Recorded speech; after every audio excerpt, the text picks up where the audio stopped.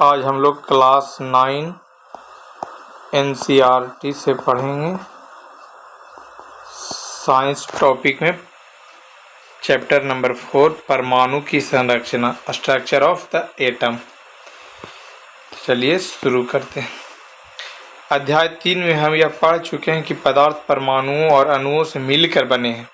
विभिन्न प्रकार के पदार्थों का अस्तित्व उन परमाणुओं के कारण होता है जिनसे वे बने हैं। अब प्रश्न उठता है कि किसी एक तत्व का परमाणु दूसरे तत्व के परमाणुओं से भिन्न क्यों होता है और क्या परमाणु वास्तव में अविभाज्य होते हैं जैसा कि डाल्टन ने प्रतिपादित किया था, या परमाणुओं के भीतर छोटे अन्य घटक भी विद्यमान होते हैं।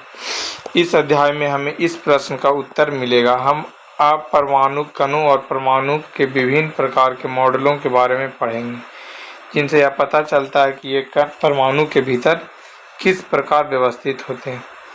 19वीं शताब्दी के अंत में वैज्ञानिकों के समक्ष सबसे बड़ी चुनौती थी परमाणु की संरचना और उसके गुणों के बारे में पता लगाना। परमाणुओं की संरचना और अनेक प्रयोगों के आधार पर समझाया गया है। परमाणुओं के अविभाज्य न होने के संकेतों में से एक संकेत स्थिर विद्युत तथा विभिन्न पदार्थों द्वारा विद्युत चालन के परिस्थितियों के अध्ययन से मिला। पदार्थों में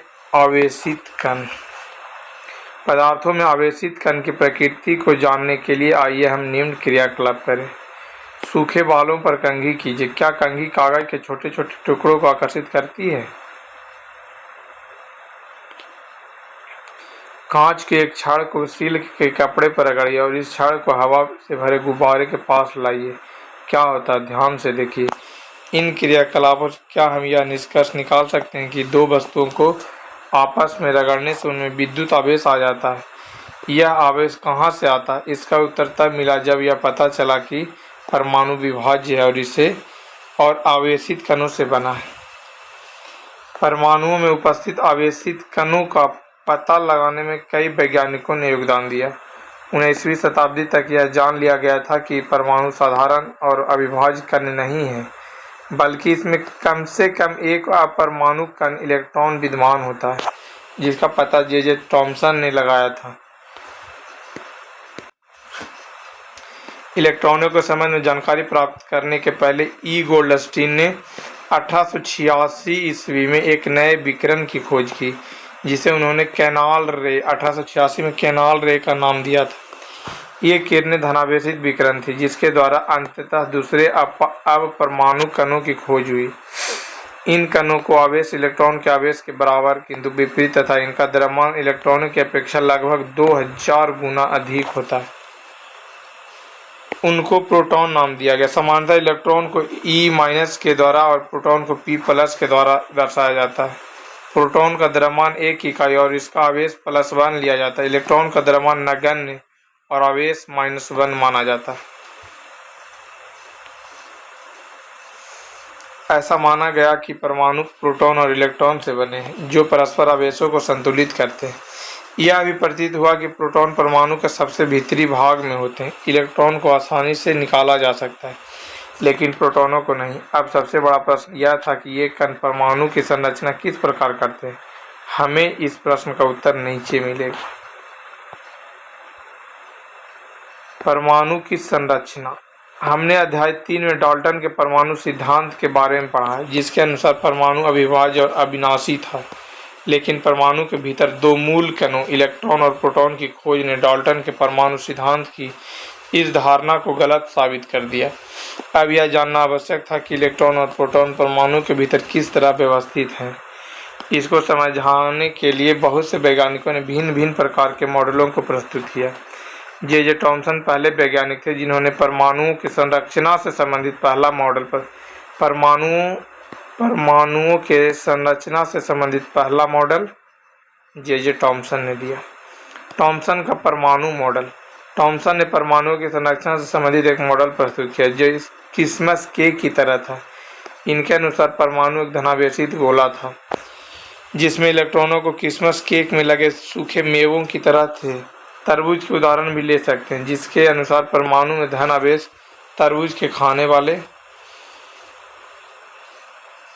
लाल भाग की तरह बिखरा है, जबकि इलेक्ट्रॉन धनावेशित गोले में तरबूज के बीज की तरह भांति धंसे।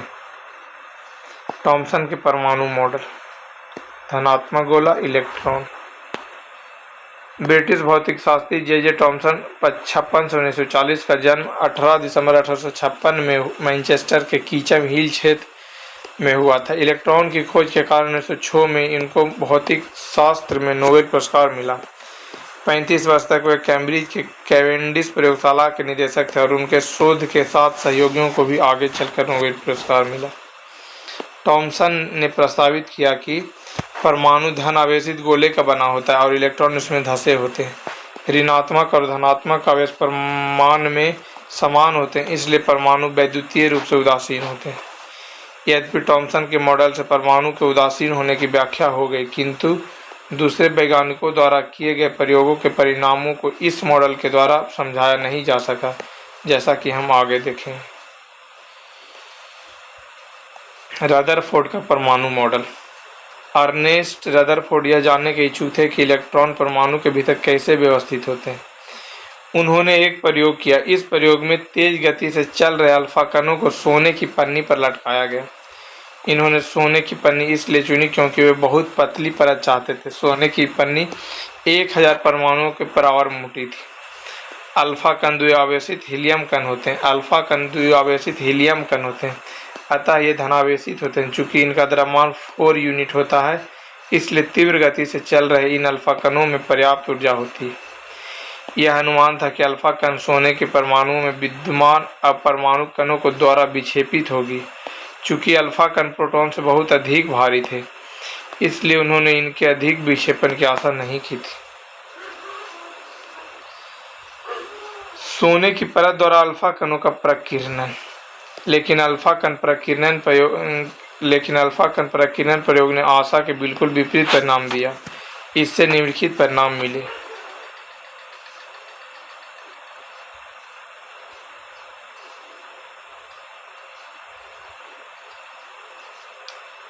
पहला, तेज गति से चल रहे अधिकतर अल्फा कण सोने की पन्नी से सीधे निकल गए। तेज गति से चल रहे अधिकतर अल्फा कण सोने की पन्नी से सीधे निकल गए। कुछ अल्फा कण पन्नी के द्वारा बहुत छोटे कोण से विक्षेपित हुए। आश्चर्यजनक के रूप में प्रत्येक 12,000 कणों में से एक कण वापस आ गया। रदरफोर्ड के अनुसार यह परिणाम उसी प्रकार विश्वसनीय था जैसे अगर आप 15 इंच के तोप के गोले को टिश्यू पेपर के टुकड़े पर मारते हैं और वह लौटकर आपको ही चोट पहुंचाता है। रदरफोर्ड 71 से 37 का जन्म 30 अगस्त 1871 में स्प्रिंग ग्रोव में हुआ था। उनको नाभिकीय भौतिकी का जनक माना जाता है। रेडियोधर्मिता पर अपने योगदान और सोने की पन्नी के द्वारा परमाणु का नाभिक की खोज के लिए वे बहुत प्रसिद्ध है। 1908 में उनको नोबेल पुरस्कार मिला। इस प्रयोग के निष्कर्ष को समझने के लिए खुले मैदान में एक क्रियाकलाप करते हैं। मान लें कि एक बच्चा अपनी आंखों को बंद किए हुए एक दीवार के सामने खड़ा है। उसे दीवार पर कुछ दूरी से पत्थर फेंकने को कहें। प्रत्येक पत्थर को दीवार से टकराने के साथ ही वह एक आवाज़ सुनेगा। अगर वह इसे 10 बार दोहराएगा तो वह 10 बार आवाज़ सुनेगा। लेकिन जब आंख बंद किया हुआ बच्चा तार से घिरी हुई चारदीवारी पर पत्थर फेंकेगा तो अधिकतर पत्थर उस घेरे पर नहीं टकराएंगे और कोई आवाज़ सुनाई नहीं पड़ेगी, क्योंकि घेरे के बीच में बहुत सारे खाली स्थान हैं जिनके बीच से पत्थर निकल जाता है। इसी तर्क के अनुसार अल्फा कण प्रकीर्णन प्रयोग के आधार पर रदरफोर्ड ने निम्न परिणाम निकाले। परमाणु के भीतर का अधिकतर भाग खाली है, क्योंकि अधिकतर अल्फा कण बिना विक्षेपित हुए सोने के पन्नी से बाहर निकल जाते हैं। बहुत कम कण अपने मार्ग में विक्षेपित होते हैं, जिससे यह ज्ञात होता है कि परमाणु में धनावेशित भाग बहुत कम है। बहुत कम अल्फा कण 180 डिग्री पर विक्षेपित हुए थे, जिससे यह संकेत मिलता है कि सोने के परमाणु का पूर्ण धनावेशित भाग और द्रव्यमान परमाणु के भीतर बहुत कम आयतन में सीमित है। प्राप्त आंकड़ों के आधार पर उन्होंने यह निष्कर्ष निकाला कि नाभिक की त्रिज्या परमाणु की त्रिज्या से 10⁻5 गुना छोटी है। नाभिक की त्रिज्या होती है 10⁻⁻15, परमाणु की त्रिज्या 10⁻⁻10। नाभिक की त्रिज्या परमाणु की त्रिज्या से 10⁵ गुना छोटी। अपने प्रयोगों के आधार पर रदरफोर्ड ने परमाणु के नाभिकीय मॉडल प्रस्तुत किया जिसके निम्नलिखित लक्षण थे। परमाणु के केंद्र धनावेशित होता है जिसे नाभिक कहा जाता है। एक परमाणु को लगभग संपूर्ण द्रव्यमान नाभिक में होता है। इलेक्ट्रॉन नाभिक के चारों ओर वार्तुलाकार मार्ग में चक्कर लगाता है। नाभिक का आकार परमाणु के आकार की तुलना में काफी कम होता है। रदरफोर्ड के परमाणु मॉडल की कमियां। वर्तुलाकार मार्ग में चक्रण करते हुए इलेक्ट्रॉन का स्थायी हो पाना संभावित नहीं है। कोई भी आवेशित कण गोलाकार कक्ष में त्वरित होगा। त्वरण के दौरान आवेशित कणों से ऊर्जा का भी विकिरण होगा। इस प्रकार अस्थायी कक्ष में घूमता हुआ इलेक्ट्रॉन अपनी ऊर्जा विकृत करेगा और नाभिक में टकरा जाएगा। अगर ऐसा होता तो परमाणु अस्थिर होता, जबकि हम जानते हैं कि परमाणु अस्थायी होते हैं। बोर का परमाणुिक मॉडल।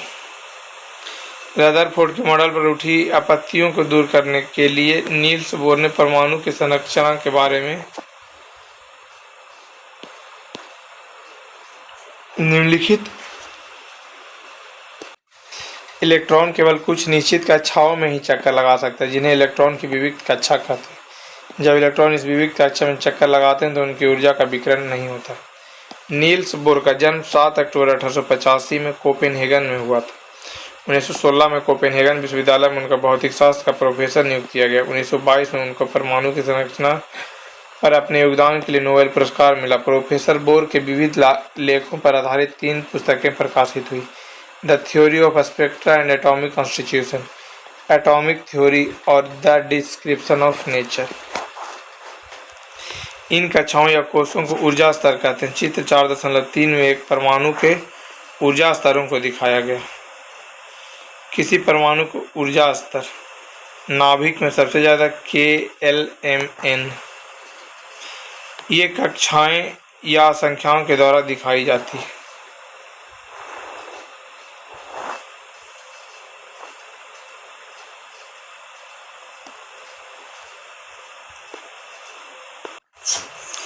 उन्नीस 1932 में जेम्स चैडविक ने एक और अपरमाणु कण को खोज निकाला जो अनावेशित और द्रव्यमान में प्रोटॉन के बराबर था। अंततः इसका नाम न्यूट्रॉन पड़ा। हाइड्रोजन को छोड़कर ये सभी परमाणु के नाभिक में होते हैं। सामान्यतः न्यूट्रॉन को N से दर्शाया जाता है। परमाणु के द्रव्यमान नाभिक में उपस्थित प्रोटॉन और न्यूट्रॉन द्रव्यमान के योग के द्वारा प्रकट किया जा सकता है।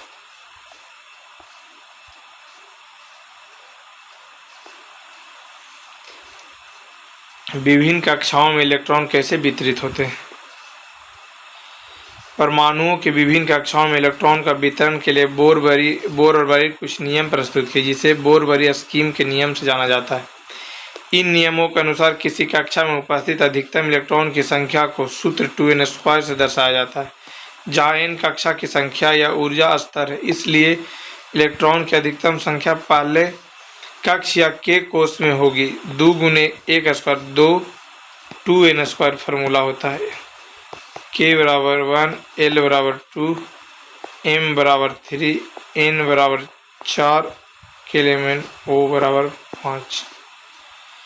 L कोष में 2 गुने 2 के बराबर 2, 8, 18, 32। पहले 18 तत्वों के परमाणुिक संरचना का व्यवस्था चित्र।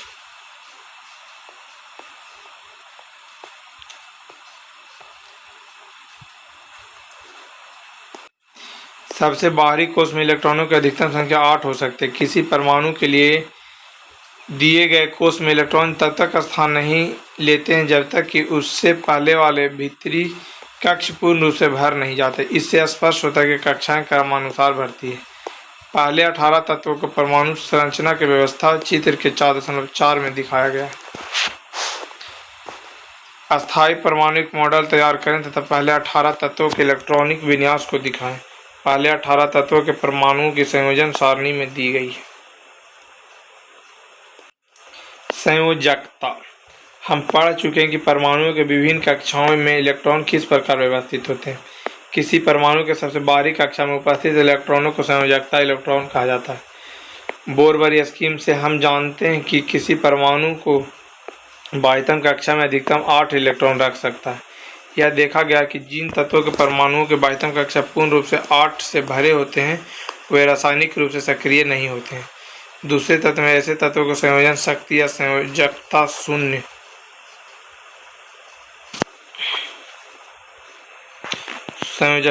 होती है। इन अक्रिय तत्वों में हीलियम परमाणु के बाह्यतम कक्ष में 2 इलेक्ट्रॉन होते हैं और अन्य में 8 होते हैं। सक्रिय तत्वों के परमाणुओं की संयोजन शक्ति अर्थात अपने समान या अन्य किसी तत्व के परमाणुओं से मिलकर अणु बनाने की प्रवृत्ति अपने बाह्यतम कक्ष को पूर्ण रूप से भरने का प्रयास माना जाता है। 8 इलेक्ट्रॉन वाले सबसे बाहरी कक्ष को अष्टक माना जाता है। परमाणु अपने अंतिम कक्ष में अष्टक प्राप्त करने के लिए क्रिया करते हैं। यह आपस में इलेक्ट्रॉनों की साझेदारी करना, उनके ग्रहण करना या उनका त्याग करने से होता है। परमाणु के बाह्यतम कक्षा में इलेक्ट्रॉन के अष्टक बनाने के लिए जितनी संख्या में इलेक्ट्रॉनों की साझेदारी या स्थानांतरण होती है वह उस तत्व की संयोजकता शक्ति अर्थात संयोजकता होती है, जिसकी चर्चा पिछले अध्याय में की गई है। उदाहरण के लिए हाइड्रोजन, लिथियम या सोडियम प्रत्येक के परमाणु के बाह्यतम कक्षा में एक इलेक्ट्रॉन होता है, अतः यह इलेक्ट्रॉन एक त्याग कर सकते हैं, इसलिए उनकी संयोजकता एक कही जाती है। क्या आप बता सकते हैं कि मैग्नीशियम और एल्युमिनियम की संयोजकता क्या है? मैग्नीशियम के 2 8 2, एल्युमिनियम के 2 8 3 3 हो जाएगा, इसका 2 क्रमशः 2 और 3 है, क्योंकि मैग्नीशियम के बाह्यतम कक्षा में 2 तथा एल्युमिनियम के 3 इलेक्ट्रॉन होते हैं। यदि किसी परमाणु के बाह्यतम कक्ष में इलेक्ट्रॉनों की संख्या उसकी क्षमता के अनुसार लगभग पूरी हो तो संयोजकता एक अन्य प्रकार से प्राप्त की जाती है। उदाहरण के लिए फ्लोरीन परमाणु के बाह्यतम कक्ष में 7 इलेक्ट्रॉन होते हैं और इसकी संयोजकता 7 हो सकती है, किंतु बाह्यतम कक्ष में अष्टक बनाने के लिए फ्लोरीन को 7 इलेक्ट्रॉन को त्याग करने की अपेक्षा 1 इलेक्ट्रॉन प्राप्त करना अत्यधिक आसान है, अतः इसका संयोजकता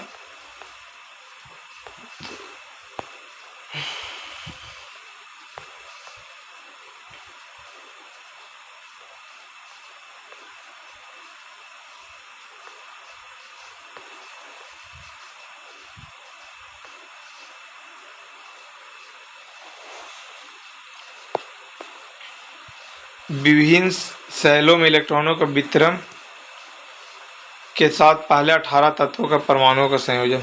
hydrogen H, helium 2, lithium 3, beryllium 4, hydrogen, helium, lithium, beryllium, boron, carbon, nitrogen, oxygen, fluorine, neon, sodium, magnesium, aluminium, silicon, phosphorus, sulphur, chlorine, argon.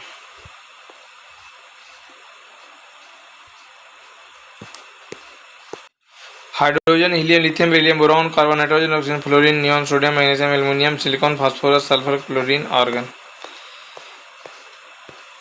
अष्टक 8 में से 7 घटाकर प्राप्त की जाती है और इस तरह फ्लोरीन की संयोजकता 1 है। ऑक्सीजन की संयोजकता के परिकलन भी इसी प्रकार किया जा सकता है। इस परिकलन से ऑक्सीजन की संयोजकता कितनी होगी? अतः प्रत्येक तत्व के परमाणु की एक निश्चित संयोजन शक्ति होती है, जिसे संयोजकता कहते हैं। पहले 18 तत्वों को संयोजकता 4.1 के स्तंभ में दी गई है।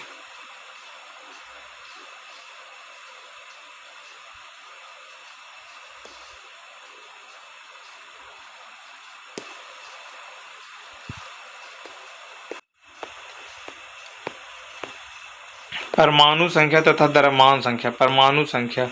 हम जानते हैं कि परमाणु के नाभिक में प्रोटॉन विद्यमान होते हैं। एक परमाणु में उपस्थित प्रोटॉनों की संख्या उसकी परमाणु संख्या को बताती है। इसे Z द्वारा दर्शाया जाता है। किसी तत्व के सभी अणुओं की परमाणु संख्या Z समान होती है।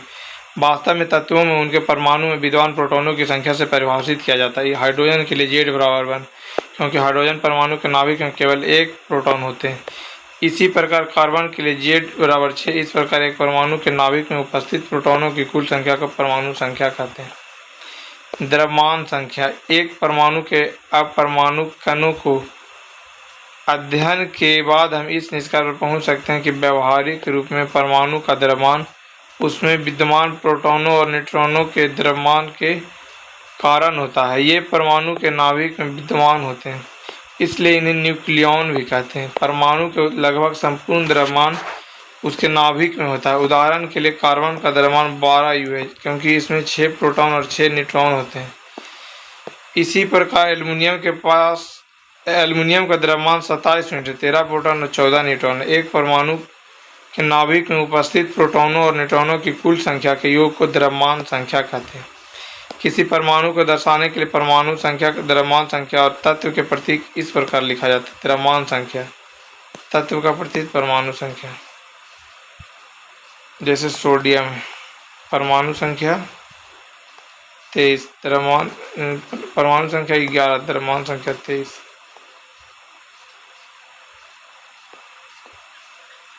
उदाहरण के लिए नाइट्रोजन को इस प्रकार लिखा गया है 14 7। समस्थानिक, प्रकृति में कुछ तत्वों के परमाणु की पहचान की गई जिनके परमाणु संख्या समान लेकिन द्रव्यमान संख्या अलग अलग होती है। उदाहरण के लिए हाइड्रोजन परमाणु को लें, इसके 3 परमाणु स्पीशीज होते हैं, प्रोटियम, ड्यूटेरियम तथा ट्राइटियम। प्रत्येक के परमाणु संख्या समान है लेकिन द्रव्यमान संख्या क्रमशः 1 2 3 है। इस तरह के अन्य उदाहरण एक कार्बन और क्लोरीन और क्लोरीन। इन उदाहरणों के आधार पर समस्थानिकों को इस प्रकार परिभाषित किया जा सकता है। एक ही तत्व के परमाणु जिनकी परमाणु संख्या समान लेकिन द्रव्यमान संख्या भिन्न भिन्न होती है। इस तरह हम कह सकते हैं कि हाइड्रोजन परमाणु के 3 समस्थानिक प्रोटियम, ड्यूटेरियम एवं ट्राइटियम होते हैं। बहुत से तत्वों में समस्थानिक और मिश्रण भी होता है। किसी तत्व का प्रत्येक समस्थानिक शुद्ध पदार्थ होता है। समस्थानिकों के रासायनिक गुण समान लेकिन भौतिक गुण अलग अलग होते हैं।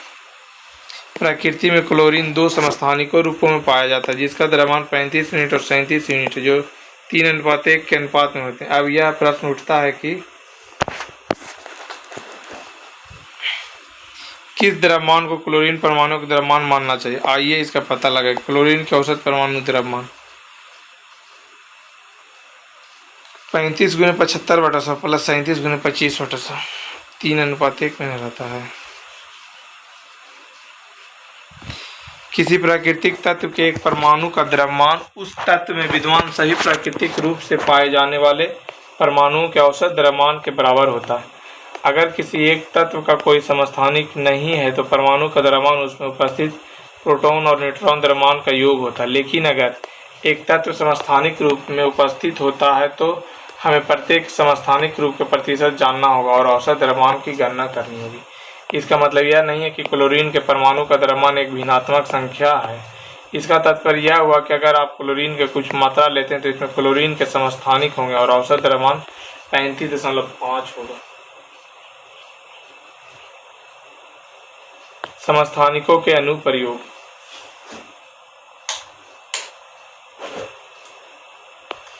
कुछ समस्थानिकों के विशेष गुण होते हैं जिनका उपयोग हम विभिन्न क्षेत्रों में करते हैं। उनमें से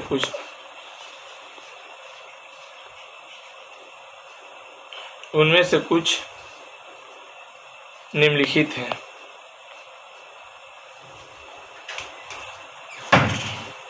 यूरेनियम के एक समस्थानिक का उपयोग परमाणु भट्ठी में ईंधन के रूप में होता है। कैंसर के उपचार में कोबाल्ट के समस्थानिक का उपयोग होता है C60। घेंघा रोग के इलाज में आयोडीन के समस्थानिक का उपयोग होता है।